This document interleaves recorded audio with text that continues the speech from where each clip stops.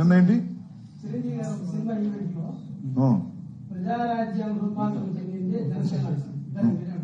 నేనేమన్నా ఆయన ఇష్టం, నేనెందుకు అంటాను?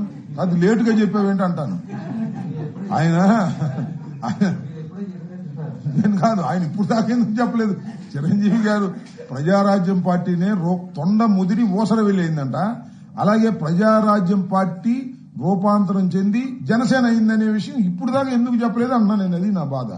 మంచిదే అన్నా తమ్ములు, అయితే రూపాంతరం చెంది ఇలా మారింది కానీ పాపం చిరంజీవి గారు నాకు కూడా బాగా తెలుసు, చాలా మంచివాడు, సౌమ్యుడు, ఒక విధంగా రాజకీయాలకు పెద్దగా పనికొచ్చే వ్యక్తి కాదు. దాని పేరు ప్రజారాజ్యం పార్టీ ముదిరి కాంగ్రెస్ లో కలిసింది.